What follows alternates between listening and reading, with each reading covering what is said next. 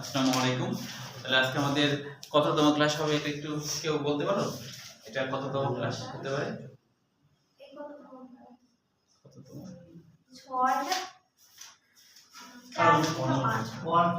পঞ্চম। পঞ্চম। আচ্ছা, তাহলে আজকে হলো পঞ্চম ক্লাস। তাহলে আমরা পঞ্চম ক্লাসে আজকে আমরা শ্বসন নিয়ে আলোচনা করব। এখানে দেখো, প্রথমে শ্বসন কাকে বলে জ্ঞানমূলক কোশ্চেন হিসেবে আসে।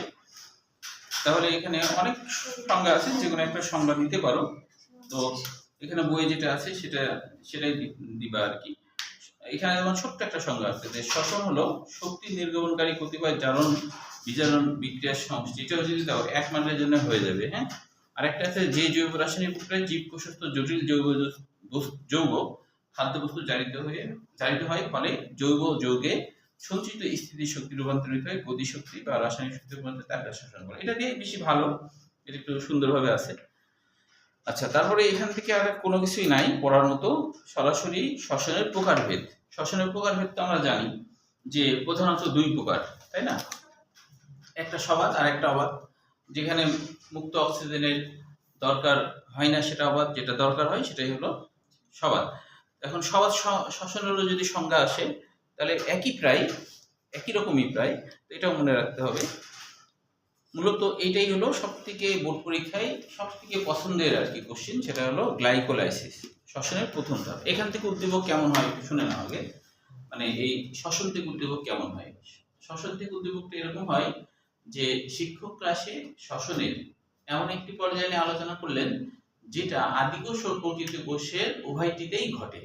আদিকোষ ও প্রকৃতি কোষের উভয়টিতেই ঘটে। তাহলে সেটা কিন্তু আসলে গ্লাইকোলাইসিস, কারণ গ্লাইকোলাইসিস সাইটোপ্লাজমে হয়। আর সাইটোপ্লাজমে যেহেতু আদিকোষের সাইটোপ্লাজম আছে সেখানেও হয়, আবার প্রকৃতি কোষেও হয়। আবার যদি বলে শ্বসনের এমন একটি পর্যায়ে নিয়ে আলোচনা করলেন যেটা হলো শ্বসনের পর্যায়টি প্রথম পর্যায়, তাহলে এটা গ্লাইকোলাইসিস। তাহলে হচ্ছে আমরা তো জানি যে আদিকোষের মাইটোকন্ড্রিয়া নাই, তাই না? তাহলে সেখানে কিন্তু শুধু গ্লাইকোলাইসিসটাই হতে পারছে। মাইটোকন্ড্রিয়া নাই বলে পরবর্তী বিক্রিয়াগুলো আর হতে পারছে না। আর প্রকৃত কোষে মাইটোকন্ড্রিয়া আছে, শ্বসনের পরে গ্লাইকোলাইসিসের প্রথম ধাপ করার পরে পরবর্তী ধাপগুলো মাইটোকন্ড্রিয়ার মধ্যে ঘটে থাকে। তাহলে শ্বসনের প্রথম ধাপ নিয়ে আরেকটা উদ্দীপক হয় যে শ্বসনের এমন একটি পর্যায়ে নিয়ে আলোচনা করা হলো যেই পর্যায়ে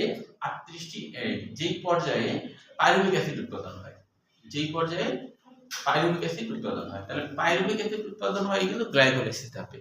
পাইরুভিক অ্যাসিড উৎপাদন হয় কোথায়? গ্লাইকোলাইসিস ধাপে। তার মানে গ্লাইকোলাইসিসটাই হলো প্রথম ধাপ এবং এখানে পাইরুভিক অ্যাসিড উৎপাদন হয়। তাহলে উৎপাদনটা কি হচ্ছে সেটা উদ্দীপকে মনে রাখতে হবে, তাই না?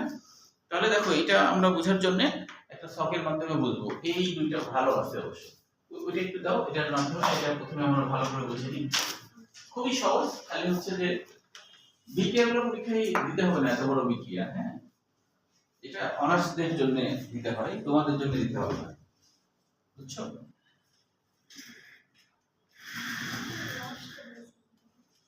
দেখো এখানে কি কি ঘটনা ঘটে মনে রাখতে হবে।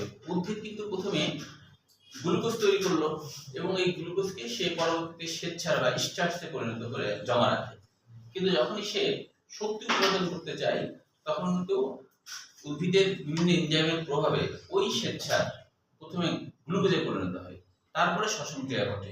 সরাসরি স্টার্চকে ভেঙে শ্বসন ক্রিয়া ঘটাতে পারে না উদ্ভিদ, বুঝতে পারছো? আমরা যেমন ভাতটা যা খাই, এই ভাত কি সরাসরি এটিপি তৈরি করে না। তো তুমি যদি হাত কেটে হাতের রক্তনালীর মধ্যে একটা ভাত দিয়ে দাও, শ্বসন হবে না। কিন্তু তুমি যদি হাত কেটে গ্লুকোজ দিয়ে দাও রক্তনালী, তাও কিন্তু শ্বসন হবে।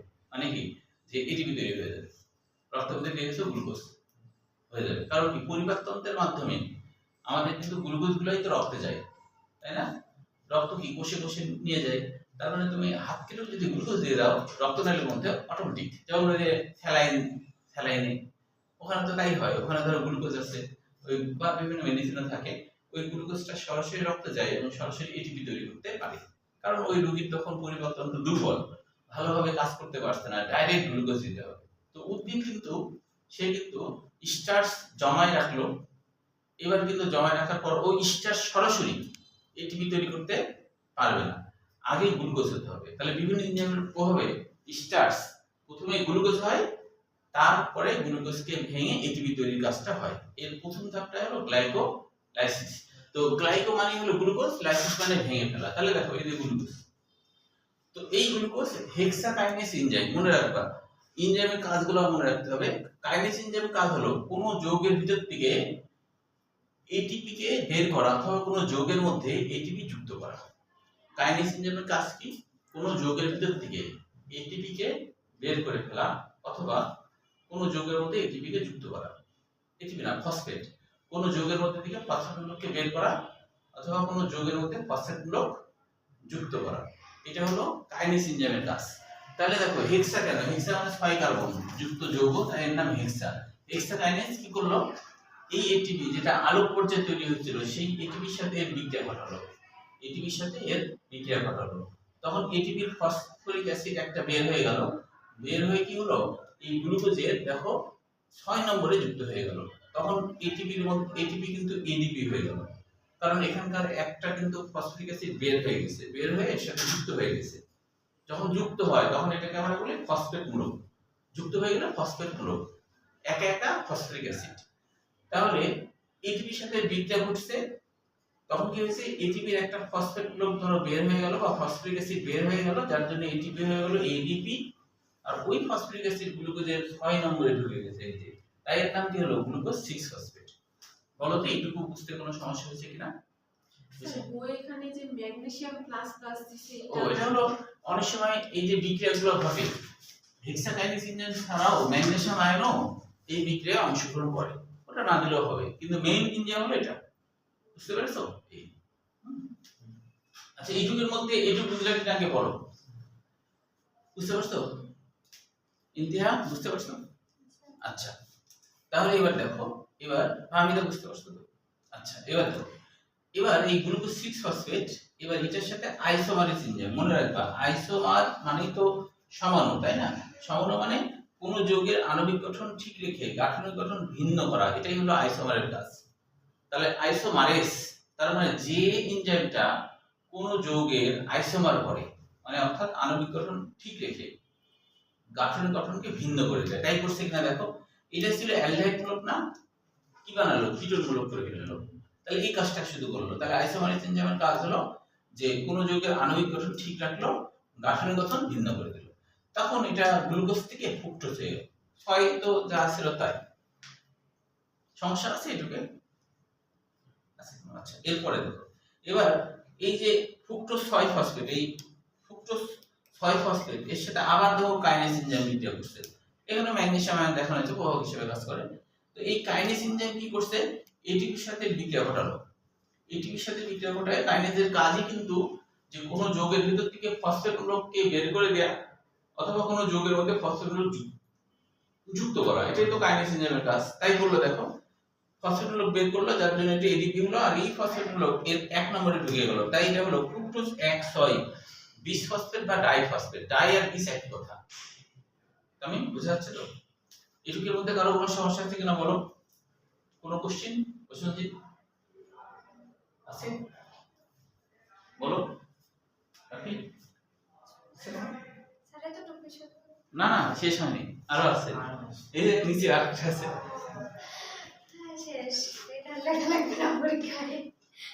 না, এটা হলো পরীক্ষা অবশ্য আসে হলো প্রথম 5টা অথবা শেষ 5টা অথবা শেষ 4টা প্রথম 4টা এইভাবে আসে। বুঝতে পারছো? ম্যাক্সিমাম এইভাবে আসে। তাহলে এটা এর আর এটা তো তুমি তো এই বিক্রিয়াগুলো তো পরীক্ষা লিখবে না, এটা বোঝার সুবিধার জন্য। হ্যাঁ, নামগুলো লিখবে। না না, এই বিক্রিয়া লিখতে হবে না, বইটা সেটা, এটা তো তুমি বোঝার জন্য, মানে দেখতে কেমন এটা তুমি দেখলা, এটাই মানে জিনিসটা দেখতে কেমন, তাই না? না দেখে তো তুমি শুধু নাম শুনে কি কেউ কখনো কোনো কিছু করবে? ধরো তোমাদের বিয়ের সময় কেউ ধরো ছেলেদের ক্ষেত্রে বললো যে তোর একটা বিয়ে ঠিক হচ্ছে, ওর নাম হলো এই, তুই বলবা ঠিক আছে কালকে তাহলে বিয়ে করবো, তাই বলবা না? বলবো যে না আগে দেখি, তাই কি না? আগে দেখি কেমন দেখতে, ঠিক কি না? তো এটা সেটাই যে তার চেহারা দেখতেছো তুমি, খালি নাম শুনে মুখস্থ না করে তার চেহারা দেখছো, চেহারা না করে তার বিয়ে করবা না, তাই না? তো চেহারা দেখতে হবে না, চেহারা দেখাচ্ছে এখানে। বুঝতে পারছো? ছেলেরা কেন, মেয়েরাও তো, মেয়েদের কেউ বলে যে তোর বিয়ে আসছে, তখন বলবে না যে নাম তো শুনলাম কিন্তু দেখতে হবে, দেখি, না দেখেই কেউ কখনো বিয়ে করে? অনেক আগে অবশ্যই এটা হতো নাকি?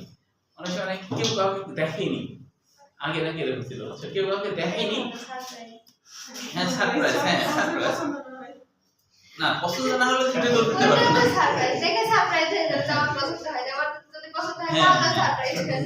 হ্যাঁ ওটাই, আগে ওরকমই, মানে তোমার হচ্ছে যে বউ ধরো বসে আছে, ওই কিন্তু দেখেনি, এই দুইজন দুজনকে দেখেইনি, ওটাই সারপ্রাইজ, মানে তারপর ঝুলে দেখলো দুজনেই, কিন্তু আগে মানে এরকম ছিল আগে, আগে আর কি, বুঝছো, অনেক আগে। তোমাদের ধরো দাদা দাদিরও বিয়ে দেখো অনেক মানে অনেক অল্প বয়স হয়েছে, তাই কি না? ঠিক না? আমার দাদির বিয়ে হয়েছিল 5 বছর বয়সে, 5 বছর। না না, তখন হচ্ছে কি সিস্টেম ছিল, আজ থেকে ধরো এই 50-60 বছর আগেও, মানে আমাদেরও অনেক জন্মের অনেক আগে আর কি, 100 বছর আগে হলে তো 5-6 বছর এটা ন্যাচারাল ছিল, বুঝছো, এটাই স্বাভাবিক ছিল। তখন হলো এটা সত্যিকারের কাহিনী কি জানো, যে ওই অনেক সময় এত ছোট থাকতো যে বউ নিয়ে আসলো, ছেলের বউ, তো ছেলেকেও সূচা দিত, বৌমাকেও সূচা দিত, বুঝতে পারছো? দুজনে এত ছোট, মানে 2 বছর বয়স দুজনেরই। হ্যাঁ, এটা 100 বছর আগে এই সিস্টেম ছিল। আর তোমার হচ্ছে যে তারপরে বউ আর স্বামী কেউ তো বুঝে না, ওরা চুপ ধরে টানাটানি মারামারি এই সেই করতো, স্বামী স্ত্রী পরে বড় হলে বুঝতো আর কি, তার আগে বুঝতো না। আবার এরকম হতো, এক বান্ধবী আর এক বান্ধবীকে বলতো যে শোন, তোর যদি ছেলে হয় আর আমার যদি মেয়ে হয় তাহলে বিয়ে হয়ে গেল, বুঝছো, এরকম মনে করো, তো বিয়ে হয়ে গেল। এই ধরো যে তোমাদের দুজন ধরো বসে আছো, এখন ধরো ওর কথা দিয়ে দিলাম তোর ছেলে হলে আমার মেয়ে হলে বিয়ে হবে, তো হয়ে গেল, বিয়ে কিন্তু কমপ্লিট। এখন ওই বাচ্চা দুইটা মনে করো খেলাধুলা সব করে, কিন্তু জানেই না যে এটা স্বামী স্ত্রী। পরে মা বাবা বলে যে তোমরা মারামারি করো না, তোমরা যদি একে অপরের স্বামী স্ত্রী, তো এরকম, এটা সত্যিকারের কাহিনী, এটাই আগে ছিল, এরকম সিস্টেম ছিল। হ্যাঁ, এখন না হলে এটা এখন তো ভিন্ন আর কি, তাই না? এই তাহলে এবার আমরা এখানে আসি, ওই যে ফ্রুক্টোজ 120% ছিল, এখন তার সাথে সবই কিন্তু সাইটোপ্লাজমেই ঘটছে, এই সাইটোপ্লাজমের মধ্যেই বিক্রিয়াগুলো ঘটছে। অ্যালডোলেজ এনজাইম, মনে রাখবে অ্যালডোলেজ এনজাইমের কাজ হলো কোন যৌগকে ভেঙে দুইটা যৌগে পরিণত করা। অ্যালডোলেজ এনজাইমের কাজ কি? কোন যৌগকে ভেঙে দুইটা যৌগে পরিণত করা, অথবা দুইটা যৌগকে একটা যৌগে পরিণত করা। যেমন ধরো কিছুটা কাজের মতো, কাজই যেমন হচ্ছে দুইটা যৌগকে একটা যৌগে পরিণত করে, তাই তো হচ্ছে না? ছেলে মেয়ে কি হয়ে গেল, দম্পতি হয়ে গেল না, ঠিক কিনা? আবার কাজী চাইলে দুটাকে আবার আলাদা করতে পারে, সেপারেট করতে পারে, তো সেরকম অ্যালডোলেজ এনজাইম এরকম কাজের মতো কাজ করে। এই দুইটা যৌগ, এই এ কে ভেঙে কি করলো, দুইটা যৌগ বানাই ফেললো, দেখছো, দুইটা যৌগ বানাই ফেললো। এই দুইটা যৌগ একে অপর দ্বারা রূপান্তরিত হতে পারে, তাই এটা উভমুখী বিক্রিয়া। আবার দেখো এটা উভমুখী বিক্রিয়া কেন, এই দুইটা আবার এটাতে পরিণত হয়, আবার এই দুইটাতে পরিণত হয়, এজন্য উভমুখী বিক্রিয়া, উভয় উভয়ের দ্বারা রূপান্তরিত হতে পারে। এবার কি হলো, 3 কার্বন হয়েছে। এবার এই 3 কার্বন বিশিষ্ট পদার্থ 3-ফসফোগ্লিসালডিহাইড, এইটার সাথে ফসফরিক অ্যাসিড একটা বিজারণ ঘটে, তখন এটা হয়ে যায় এই যে, এবার দেখো এটা তো 3 নম্বরের ফসফরিক অ্যাসিড ছিল, যেহেতু এখানে একটা ফসফরিক অ্যাসিড যুক্ত হয়েছে, তাই এটা কিন্তু হয়ে গেছে কি 1,3-বিসফসফোগ্লিসারিক অ্যাসিড। পাশাপাশি আরেকটা কাহিনী ঘটে, এটার সাথে বিক্রিয়া হওয়া ঘটে এবং এর সাথে এনএডিরও বিক্রিয়া ঘটে। এনএডির বিক্রিয়া ঘটলে কি হয়, এখানকার হাইড্রোজেন বের হয়ে এনএডির মধ্যে ঢুকে যায়, যার জন্য এটা হয়ে যায় NADH+H+ আয়ন, আর এটা হয়ে গেল 1,3-বিসফসফোগ্লিসারিক অ্যাসিড। বলো এটির মধ্যে কোথাও সমস্যা আছে কিনা, বা আবার বলতে হবে কিনা? বলি, হ্যাঁ, মানে এখানে দুইটা ঘটনা ঘটে। একটা ঘটনা হলো প্রথমে 3-ফসফোগ্লিসারিক অ্যাসিড, এটার সাথে ইনঅর্গানিক ফসফেটের বিজারণ ঘটে, তখন কিন্তু এটা 1,3 হয়ে যায়, যেহেতু 3 তো আগেই ছিল, এটা ঢুকলো 1 এ ঢুকে গেছে। পাশাপাশি এটা এর সাথে বিজারণ ঘটার সাথে সাথে আবার এনএডিরও এর সাথে বিজারণ ঘটে, বুঝতে পেরেছো? তাহলে দুইটা জিনিসের একসাথে বিজারণ ঘটলো, প্রথমে এটার বিজারণ ঘটে, তারপর আবার এটার বিজারণ ঘটে।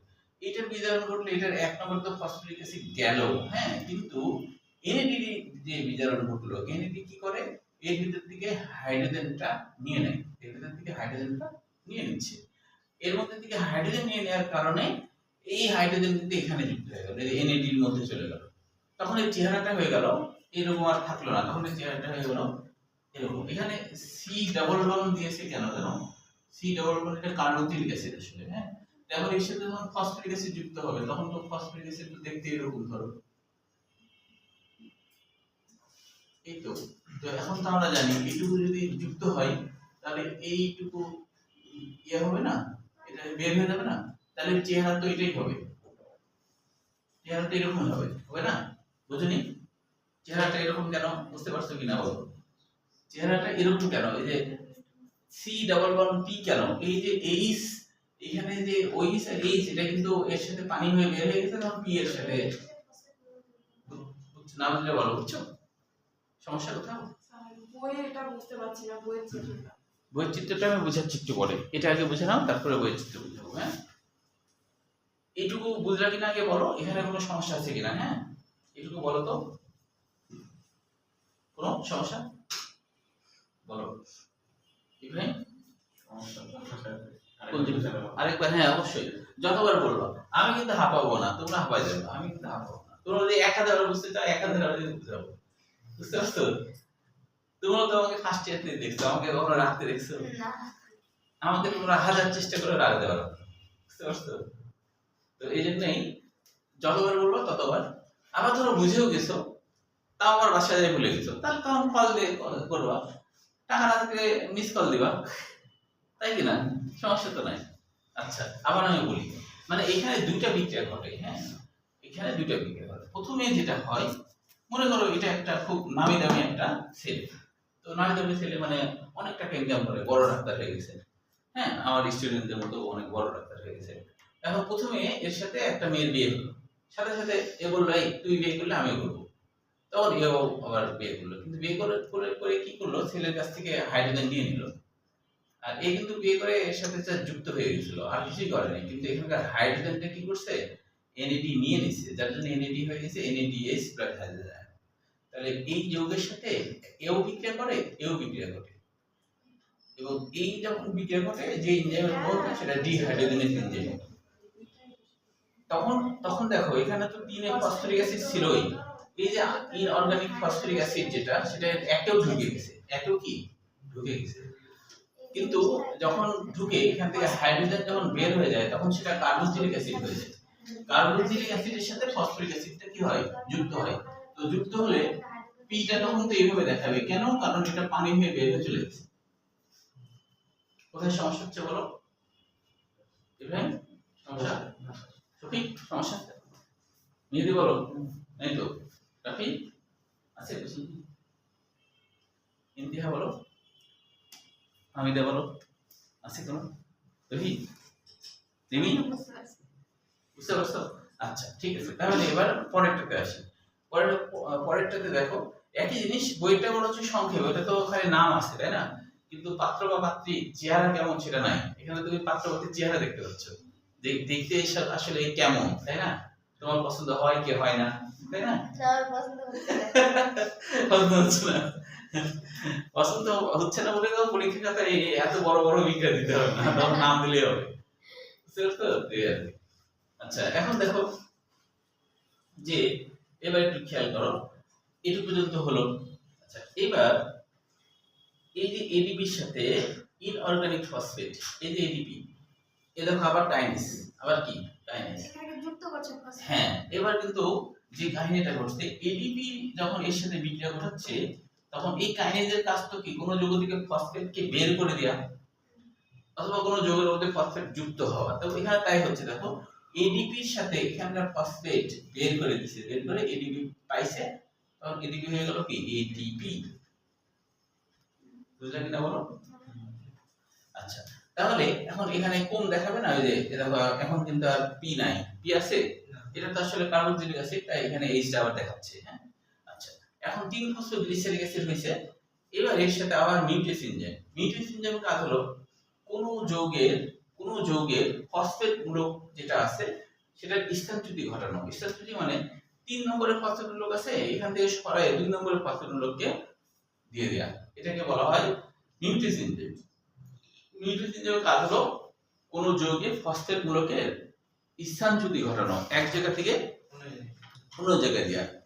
যে আমাদের যেমন চাকরি ট্রান্সফার সিস্টেম থাকে না, সেরকম আর কি। এক কলেজ থেকে আরেক কলেজ চাইলে ইয়ে করে, তো সেরকম আর কি ট্রান্সফার সিস্টেমের মতো করে নিউক্লিয়াস এনজাইম। তাহলে এটা 2 এ গেল এই, তাই এটার নাম 3 ফসফোগ্লিসারিক। এখন কি 2 ফসফোগ্লিসারিক অ্যাসিড, যেহেতু 2 নম্বরে ফসফেট মূলক দিচ্ছে তাই 2 ফসফোগ্লিসারিক অ্যাসিড। সর্বশেষ ইনোলেস এনজাইম। মনে রাখবে ইনোলেস এনজাইমের কাজ হলো কোন যৌগের ভিতর থেকে পানি বের করে ফেলা, কোন যৌগের ভিতর থেকে পানি বের করে ফেলা, এটা হলো ইনোলেস এনজাইমের কাজ।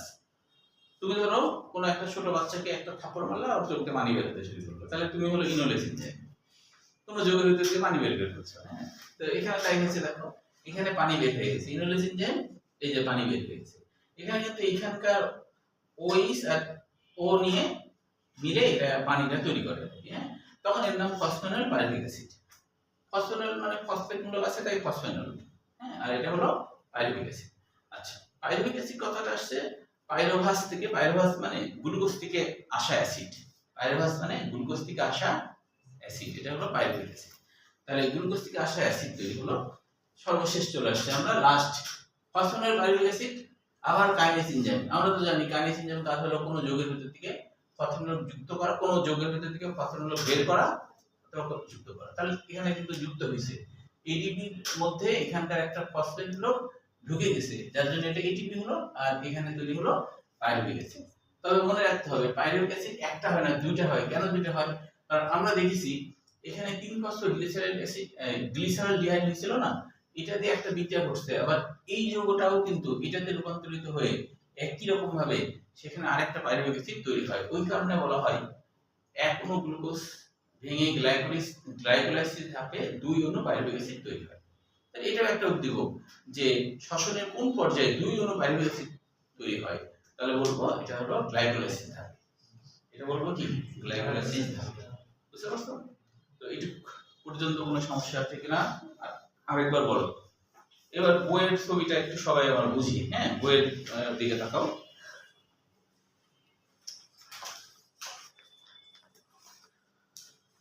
বইয়ের সবটা বুঝো। হ্যাঁ, আবার এখানেও তাকায়ও মাঝে মধ্যে, এটা আর কি এগুলো দুটাই খেয়াল করো, দুটাই খেয়াল করো, ঠিক আছে? আচ্ছা দেখো, তাহলে প্রথমে কি বলছে গ্লুকোজ, এই যে গ্লুকোজ হেক্সাকাইনেস এনজাইম। হেক্সাকাইনেস এনজাইম কি করলো, যে এটিপির সাথে গ্লুকোজের বিক্রিয়া ঘটালো, তখন এটিপির একটা ফসফেট মূলক বের হয়ে গ্লুকোজের 6 নম্বরে ঢুকে গেল, তাই না? তাহলে 6 নম্বর হলো, তখন এর নাম কি গ্লুকোজ 6 ফসফেট। তারপর ওই যে ফসফোগ্লুকো আইসোমারেজ, তুমি যদি ফসফোগ্লুকো আগেরটা নাও লেখো, শুধু আইসোমারেজ লেখো, তাও কোনো সমস্যা নেই, ফুল মার্ক পাওয়া যাবে। হ্যাঁ, ফসফোগ্লুকো কেন হলো? কারণ এটা হলো গ্লুকোজ এবং ফ্রুক্টোজ দুইটার উপরেই কাজ করছে, এই জন্য ফসফোগ্লুকো আইসোমারেজ।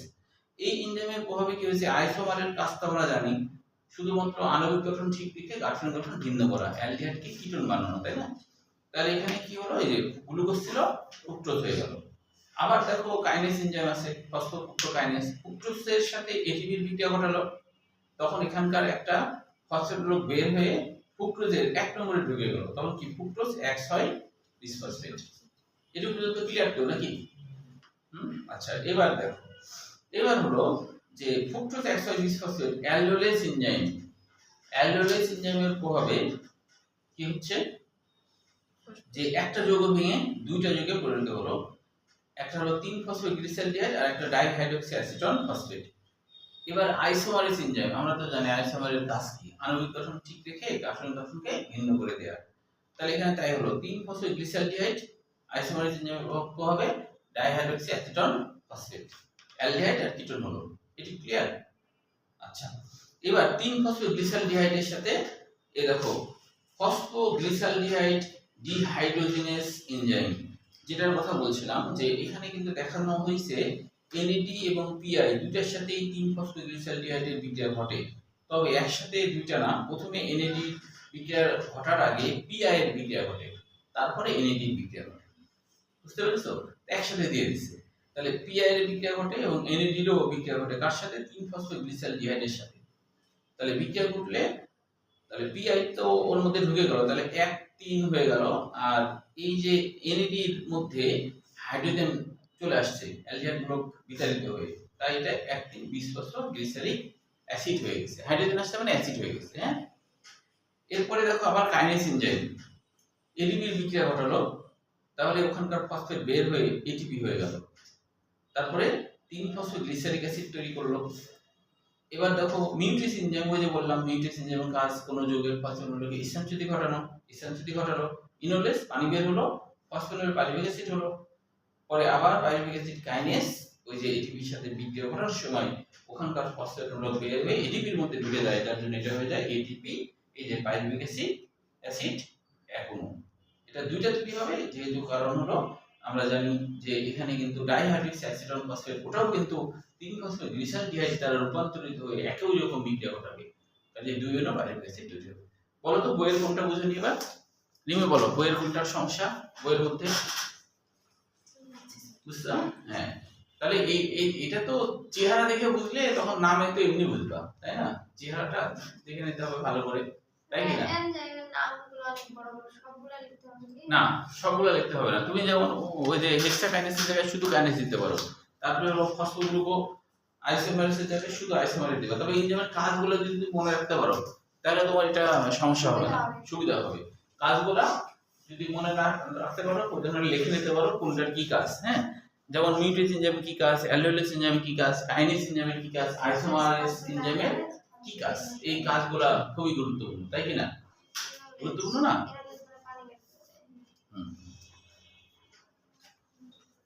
তো তোমরা ওই যে বললাম যে বুঝার পরেও কখনো কোনো সমস্যা হলে যত বেশি আমাকে তোমরা জ্বালাবা তত বেশি তোমাদের লাভ, তোমরা বাইরে দিন তত বস হবে, তাই কি না? পড়তে পড়তে সমস্যা হবে, মেসেঞ্জারে করবা, মেসেঞ্জারে কোশ্চেন লিখে দিবা। বেশি রাত্রে তো কল দিলে আমি ধরো ঘুমাই থাকি, হ্যাঁ, বেশি রাত্রে কল না দিয়ে মেসেজ করবা, তাই না? মানে সাধারণত আমি ওই যে ফজরে উঠি তো, ওই জন্য 10:30 11টার মধ্যে ঘুমাই যাই।